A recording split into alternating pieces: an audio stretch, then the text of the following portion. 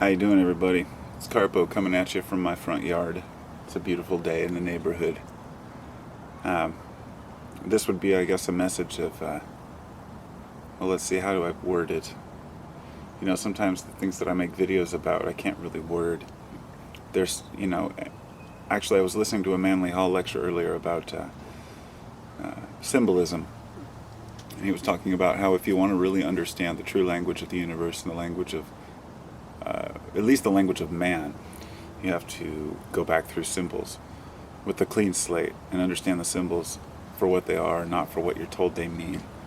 And when I'm talking about literal symbols, but of course there are figurative symbols and metaphors as well, allegories, stories, the examples of, biblical stories as well as other cultural passed down, stories through the ages which carry these symbols within them.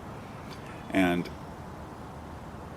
my message would be that the symbols, while they're fun to decode, while they're fun to understand, they have to be done on an individual level. Nobody can teach you what these things mean. And symbolically, that's the same to me as saying you can't go to a priest to understand what God is, or, expect a pope to lead you to salvation. But that's because we're all representatives of our own truth. And each one of us carries perhaps one lifetime, perhaps many lifetimes of knowledge, depending on what view you subscribe to. And each one of us, when we complete a task or do something great, it's easy for us to not notice it for some reason as much as it is for us to notice when we've failed. And now, of course, this has two sides to it. There are very egotistical people who see nothing but good in themselves and find no error, but I think that that's an illusion. That within their hearts they know the truth. I believe that every man knows when he is full of shit, if you want to put it that way. And so when I'm full of shit, I notice it, I know it, I laugh it off, I move forward.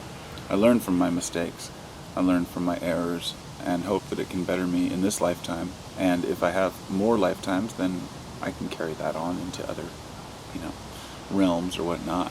Or maybe not. I've long since given up trying to, prove that man has these inherent needs beyond basic food, water, and shelter. That we need drive, that we need motivation, that we need comfort, that we need people, that we need our culture, and we need our friends.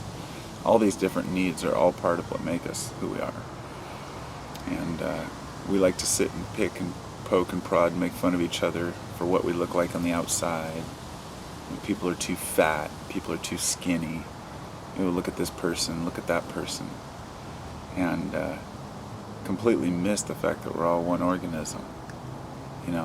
That when one of us fails, all of us fail. So it's up to each one of us to prop each other up. And in the big picture, it may be difficult to understand because we live in a small picture world where it's go, go, go, get what I can while I can. And, he who dies with the most toys wins type of mentality. And I think we all know in our hearts that that's not how it is. That it's about how much integrity you develop and what types of values and what kind of things that you learn and how you carry those with you, how you posture yourself. And,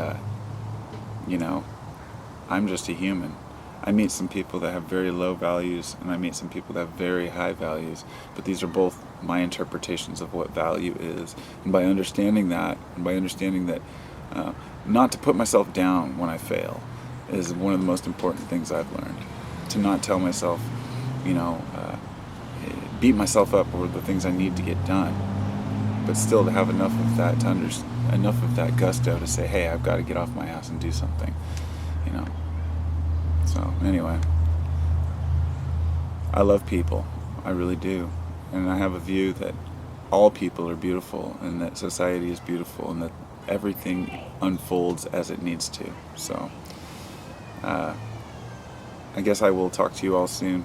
Have a wonderful afternoon.